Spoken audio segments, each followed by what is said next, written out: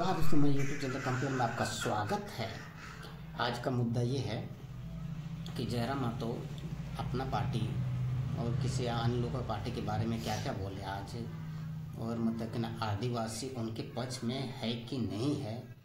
जो मतलब कि ना एसटी वाला मुद्दा था, उस मुद्दा के चलते बहुत कुछ इधर से उधर हो रहा है। कोई बोल रहा है कि जयराम महतो का आदिवासी कोई वोट नहीं देगा। अब वोट देंगे कि नहीं देंगे ये चले जानिए।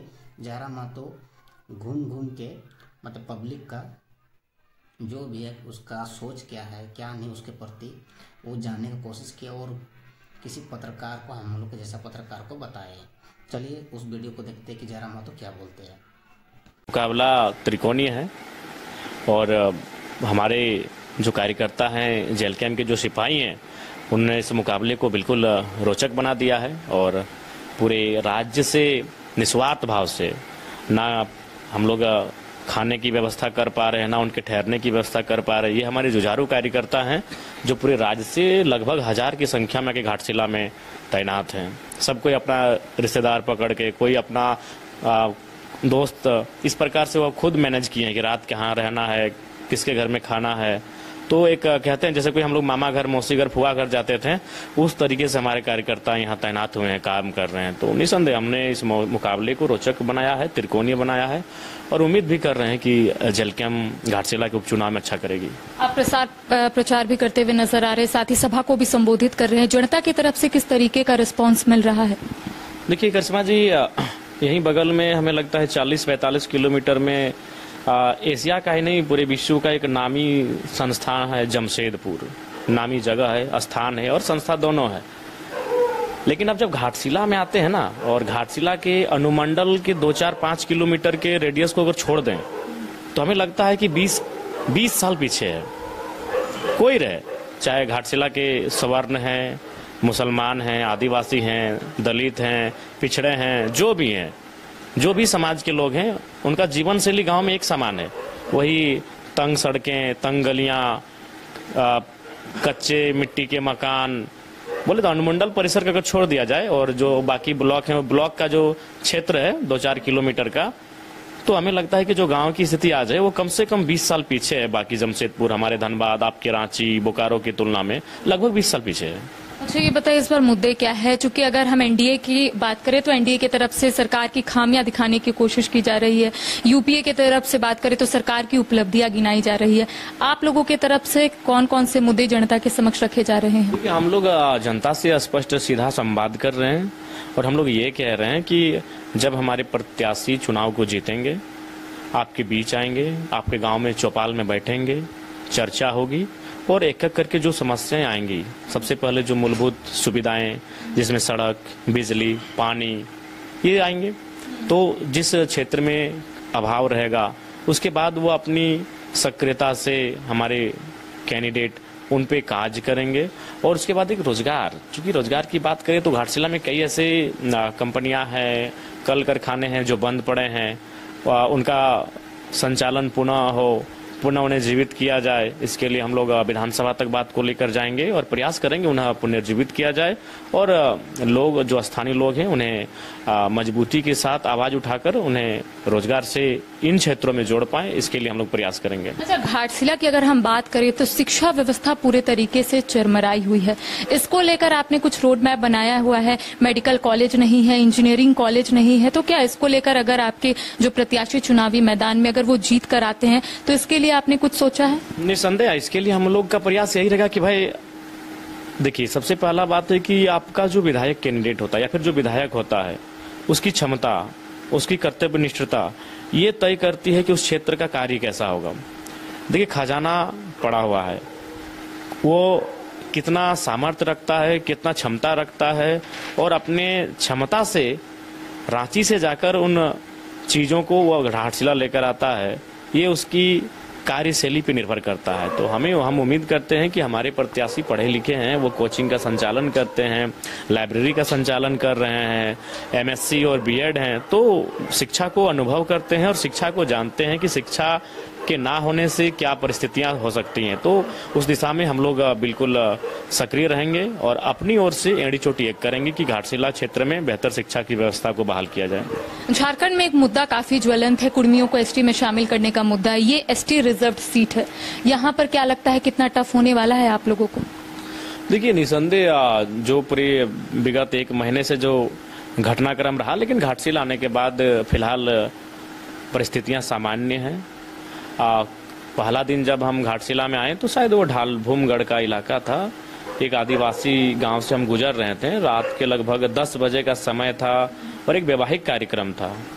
तो उन्होंने खुद रोका, उन्होंने अपने घर लेके गए, जो रीति रिवाज से पांव धोने का रिवाज है, पांव धोए, फिर नृत्य करने का आग्रह किया। हम लोगों ने भी नृत्य किया, जबकि वो शुद्ध रूप से संथालों का गांव था और उनके चेहरे पे हंसी थी, उमंग था और हमसे मिलने की एक उत्सुकता थी। तो इसका मतलब है कि कुछ लोग जहर घोलने का कार्य कर रहे हैं। बाकी ना वहाँ हमारा निमंत्रण था और ना ही कोई कार्यक्रम था, बस वो रास्ते में हम लोग क्रॉस कर रहे थे। तो फिर उन्होंने बड़े उत्सुकता के साथ गाड़ी को रोका, पूछा कि जयराम महतो हैं, डुमरी विधायक? तो फिर बोला कि नहीं ऐसा मत, ऐसे आप कैसे हमारे गांव से होकर पार हो जाइएगा, आइए हमारे घर प्रवेश करिए। फिर वो घर तक लेकर गए। तो ऐसा नहीं है, घाटशिला में जो भी है दोनों समुदाय ठीक ठाक हैं और फिलहाल हमारे पक्ष में अच्छा उनमें उमंग है। लेकिन स्टार प्रचारकों की कमी है आपके पार्टी में, चूंकि बीजेपी के तरफ से स्टार प्रचारकों की सूची जारी की गई, जिसमें 4 पूर्व मुख्यमंत्री है, केंद्रीय मंत्री शामिल है, जेएमएम के तरफ से खुद कल्पना सोरेन पहुंच रही है, हेमंत सोरेन पहुंच रहे, और आपको नहीं लगता है कि एक अकेले आप जो है वो सामने आ रहे हैं? तो आपको नहीं लगता ये कमी है, आने वाले समय में इसका असर पड़ सकता है? देखिए, अब जनता स्टार प्रचारकों के भरोसे नहीं है कि बड़े चेहरे आएंगे, सुनील शेट्टी आ जाएंगे, सलमान खान आ जाएंगे, सनी देओल, शाहरुख खान आएंगे या सचिन तेंदुलकर आएंगे। क्या वो केवल आके प्रचार कर देने से और अपने प्रत्याशी को जिता देने से अगर कल्याण हो जाता तो अब तक भारत और राज्य कल्याण कर चुका होता। अब लोग ये देखते हैं कि जो नेता हमारे बीच आए हैं वो हमारे बीच कितना रहते हैं और हमारे मुद्दों को लेकर कितना एक्टिव रहते हैं, उसके समाधान करने को लेकर कितना गंभीर रहते हैं। ये मसला है और इन सारे विषयों को जनता समझ चुकी है और ये सत्य है। स्टार प्रचारक तो हमारा 2024 के मुख्य इलेक्शन में भी नहीं था, फिर भी हम लोग अच्छा वोट किए और अच्छे हर एक सीटों पर हमें अच्छा वोट मिला। तो अब मामला है स्टार प्रचारक का नहीं, विचारों का है और झारखंड की जनता एनडीए और इंडिया की पॉलिटिक्स से उब रही है। वो तीसरे विकल्प की ओर टकटकी निगाहों से देख रही है और हम लोग तीसरे विकल्प के तौर पे सामने आ रहे हैं। अच्छा, झारखंड में 6 बाई इलेक्शन हुए हैं, जिसमें 5 जो है महागठबंधन के फेवर में रहा, एक रामगढ़ सीट जो है वो आजसू को मिली। तो क्या लगता है ये जो रिकॉर्ड लगातार महागठबंधन की तरफ से बन रहा है, इसको तोड़ने में आप कामयाब हो पाएंगे? देखिए, हम लोग प्रयास कर रहे हैं और उस प्रयास में कामयाबी कितनी मिलेगी ये तो चुनाव के नतीजे वाले दिन ही पता चलेंगे। लेकिन वो कहते हैं, आपको भी मालूम है, हमको भी मालूम है, इस कमरे में जितने हमारे भाई लोग बैठे हैं सबको मालूम है कि हमको एक दिन मर जाना है। किसी को शमशान जाना है, किसी को कब्रिस्तान जाना है, तो किसी को कहीं और जाना है। लेकिन इसका मतलब थोड़ी कि हम लोग जीना छोड़ दे रहे हैं। तो चुनाव के नतीजे क्या होंगे नहीं होंगे उसको लेकर हम लोग ना चिंतित हैं ना भयभीत हैं। हमें मालूम है कि अगर हम लोग मेहनत अच्छा करेंगे तो चुनाव के नतीजे हमारे पक्ष में होंगे और उसी को हम लोग मूल मंत्र मानकर लगातार मेहनत कर रहे हैं कि चुनाव के नतीजों को अपने पक्ष में लाया जा सके। अच्छा, घाटशिला की जनता से लगातार हम जुड़ रहे हैं, लेकिन उनका कहना है कि 2024 में जो इलेक्शन हुआ उसमें आपके जो प्रत्याशी है उतना जनता से मिल नहीं पाए, रूबरू नहीं हो पाए। तो जो कह सकते हैं कि पिछले इलेक्शन में जो आप लोगों की तरफ से गलतियां हुई है, क्या उसे सुधारने की कोशिश इस बार की जा रही है? कोशिश हुई है और कोशिश हुई क्या, आप जाके देख सकते हैं। घाटशिला के 4 प्रखंडों में 56 पंचायत आते हैं, 56 पंचायत में हमारे कार्यकर्ता एक्टिव हैं। कार्यकर्ता नहीं कह सकते, हमारे अन्य जिलों से आए हुए पदाधिकारी, घाटशिला के कार्यकर्ता नहीं। धनबाद, बोकारो, गिरिडीह, रांची, हजारीबाग, रामगढ़, देवघर, पलामू, गढ़वा, चतरा, लातेहार, तमाम जो हमारे राज्य के बाकी जो शेष जिले हैं घाटशिला यानी पूर्वी सिंहभूम को छोड़कर और बाकी जो शेष 80 विधानसभा है, हमें लगता है कि उनमें से मैक्सिमम विधानसभा के हमारे पदाधिकारी, हमारे कार्यकर्ता, हमारे शुभचिंतक घाटशिला में आकर डेरा डाले हुए हैं और 56 के 56 पंचायत में वो प्रतिदिन एक्टिविटी कर रहे हैं। अच्छा, पिछले बार 8000 वोट मिले थे, इस बार मार्जिन क्या है, क्या सोचे हैं?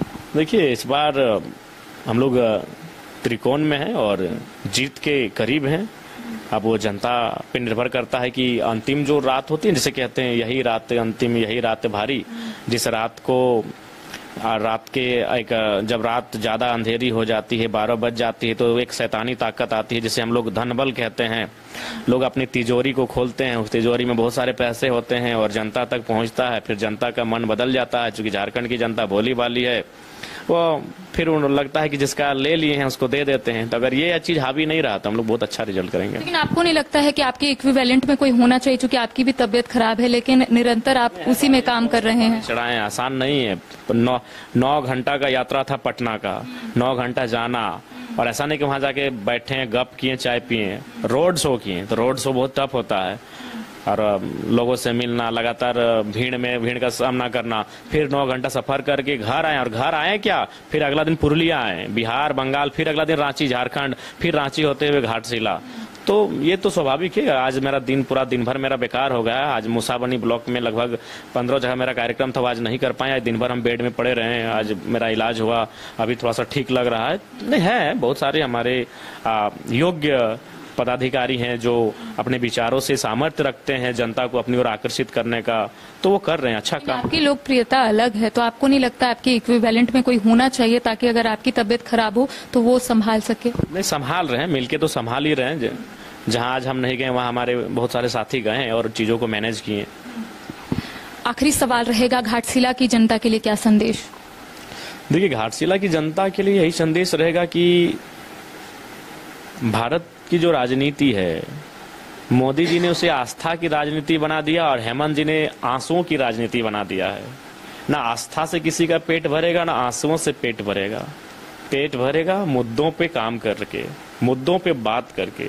तो घाटशिला का चुनाव में आप उनका सपोर्ट करें जो मुद्दों के समाधान की बात करते हैं, जो मुद्दों पे बात करते हैं, शिक्षा, स्वास्थ्य, रोजगार, बिजली, सड़क, पानी, इन सब विषयों पे बात करते हैं, आप उनको वोट करें। आंसुओं से ना भला होगा ना आस्था से। आस्था व्यक्तिगत है, आंसू जो है आपका वो भी व्यक्तिगत है कि आपको पीड़ा है तो आंसू आपके आएंगे ही, और आंसू सबको आते हैं। आस्था भी सबकी है, लेकिन वो व्यक्तिगत विषय हैं, उन्हें राजनीति से कनेक्ट ना होने दे, नहीं तो फिर वही होगा। मोदी जी ने आस्था के नाम पर वोट लेना शुरू किया है, हेमंत जी ने आंसुओं के नाम पर वोट लेना शुरू कर दिया है। तो ऐसे में फिर लोकतंत्र की गरिमा कहीं ना कहीं उचित नहीं, लोकतंत्र की जो गरिमा है उस पर ठेस पहुंचेगी। इसीलिए हम लोग एक नई तरीके से राजनीति करने आए हैं और कर ही रहे हैं। आज मैं एक नया विधायक हूँ, अपनी 75% सैलरी डोनेट कर रहा हूँ। अभी तक जितने हमें लगता है 150 से 200 के बच्चों को मैं फी भर चुका हूँ, चाहे उनका ट्यूशन फी हो, जो भी हो, एडमिशन फी हो, या फिर उन्हें उपहार देना हो, पुरस्कार देना हो। तो एक नया विधायक होके हम एक नया परिपाटी सेट कर रहे हैं। तो इसलिए अगर नए विधायक आएंगे तो राजनीति की एक गरिमा भी बनेगी। तो इसलिए मेरा मानना है, और मुख्यमंत्री जी तो बिल्कुल, वो मुख्यमंत्री जी का मैं व्यक्तिगत शत्रु किसी का नहीं हूँ। अगर हेमंत सोरेन का नाम मेरे सामने कोई लेंगे तो बिल्कुल मैं भी उनके साथ साधारण और पेश आऊंगा, लेकिन वो एक कर्तव्य में है, मुख्यमंत्री हैं। आप जाके बरहेट का ही देखें, बरहेट को, नेमरा को कौन भूला होगा। आज ठीक है, आज नेमरा के लोग कुछ नहीं कह रहे हैं, उनमें सुखबुगाहट नहीं है, वो बोलना नहीं चाहते हैं, लेकिन आज 2 साल बाद बोले या 4 साल बाद बोले, लोग बोलेंगे कि आज जब वहां जो उनके खेतों में जब आपने देखा होगा कवर करके रोड बना दिया गया गुरुजी के शमशान तक जाने के, मैंने उनकी चिता तक जाने के लिए, तो वहां लोगों का खेत जब ये किया गया तो सुने सबको शांत रहने के लिए पैसे दिए गए। आप मुख्यमंत्री देखिए, मुख्यमंत्री एक अच्छे इंसान हो सकते हैं, लेकिन मुख्यमंत्री का जो पद उनको मिला है उसमें उनके पास विजन नहीं है। अगर विजन होता तो आज गुरुजी के देहांत के बाद नेमरा को जो उपहार मिला या नेमरा ने जो तरक्की किया, ये उनके मुख्यमंत्री रहते और उनके जीवित रहते ये क्या हो जाना चाहिए था। अब बरेट को जाके देखिए, हमें लगता है कितना पिछड़ा हो, कितने गांव पिछड़े होंगे। तो इसका मतलब है मुख्यमंत्री जी अपने परिवार की पॉलिटिक्स से बिल्कुल बाहर नहीं आ पा रहे हैं, अपने निजी प्रॉपर्टी के विषय से बिल्कुल वो बाहर नहीं आ पा रहे हैं। और मैं तो बार बार कहता हूं, मैंने अपने भाषणों में भी धनबाद के एक नेता का जिक्र किया, इसलिए नाम इसलिए मैंने लिया कि वो ये चुनाव कोल्हान में हो रहा है। जब धनबाद में होता तो हमें नाम लेने से भी कोई परहेज नहीं है। उनको सुप्रीम कोर्ट ने एक नोटिस दिया है, और क्या है उसमें कि उन पे आरोप लगाया है कि 40,000 करोड़ का संपत्ति है। अगर मान के चलिए 40,000 करोड़ को अगर 10-10 लाख रुपए में भी बांट दें तो लगभग 4 लाख लोगों को हम बांट सकते हैं। तो अगर 4 लाख लोगों हम बांट सकते हैं तो एक परिवार में अगर 5 लोग रहते हैं तो 20 लाख, यानी 20 लाख लोग जिस धन से जीवन यापन करेंगे वो एक नेता के पास। ये मैं जस्ट एग्जांपल दे रहा हूं। यानी अगर झारखंड की आबादी को आज के डेट में अधिकतम मान ले 4 करोड़ है, अब कितनी है ना वो एग्जैक्ट कोई नहीं जानता है, तो 20 से 25 नेता पर्याप्त हैं कि आज झारखंड को बैठा के खाना खिला सकते हैं। इसका मतलब है हमारा राज्य गरीब नहीं है, गरीब बनाया जा रहा है। तो इसलिए मैं जनता से यही कहूंगा कि अब उस पॉलिटिक्स से अगर आप दूर नहीं हो पाएंगे तो फिर राज्य की उन्नति होगी ना देश की उन्नति होगी। इसलिए उस पॉलिटिक्स से आप दूर होइए। जितना दूर हो पाएंगे आप उस पॉलिटिक्स से जो कुछ लोगों के हाथों में जाके सीमित हो जा रही है, पूंजीपतियों के हाथों में जाके सीमित हो जा रही है, उस पॉलिटिक्स से दूर होना है। तो इस बार जेल कैंप और जो नए युवा राजनीति करने के लिए आ रहे हैं, जो नई सोच के साथ आ रहे हैं, नए तरीके के साथ आ रहे हैं, उनको समर्थन करें, ढेर सारा प्यार दुलार देने का। बीच में एक सवाल है, आप लोगों का कहना है कि आप लोग सत्ता परिवर्तन नहीं चाहते, आप लोग चाहते हैं कि सिस्टम में बदलाव हो। इसका क्या मतलब है? व्यवस्था बदलाव हो, बिल्कुल। अभी मान के चलिए आज झारखंड मुक्ति मोर्चा की सरकार है, झारखंड मुक्ति मोर्चा की सरकार है, तो मान के चलिए झारखंड मुक्ति मोर्चा के जो बड़े लीडर हैं, मान के चलिए वो करोड़पति हो जाएंगे। कल को भारतीय जनता पार्टी की सरकार आई तो उनके जो बड़े लीडर हैं वो करोड़पति हो जाएंगे। तो व्यवस्था तो वही है। आम व्यक्ति तो आज भी धराशायी हो रहा है। आम व्यक्ति का जीवन तो आज भी माने शिक्षा के अभाव में, स्वास्थ्य के अभाव में, रोजगार के अभाव में चल रहा है। तो हम लोग चाहते हैं व्यवस्था बदले, और सबसे उसमें मूल कारण है करप्शन। उस पर रोक तभी लगेगा जब सरकारें उसके लिए कठोर डिसीजन ले। मैंने उदाहरण दिया था एक हरमू नदी का या फिर किसका था, जब सरकार बुलडोजर चला ही रही थी, माननीय मुख्यमंत्री योगी जी के तर्ज पे बुलडोजर चला रहे थे, लेकिन बुलडोजर चलाते चलाते उनका बुलडोजर एकाएक रुक गया। उनको पता चला उन्हीं के मंत्री का वहां अतिक्रमण है। तो कुल मिलाकर अगर राज्य को ठीक करना चाहते हैं तो सबसे पहले आपको इकोनॉमी को ठीक करना होगा, और आपको देखना होगा कि आपकी इकोनॉमी किसकी जेब में है, वहां से आपको निकालना होगा और जाके जनता के बीच ले जाना होगा।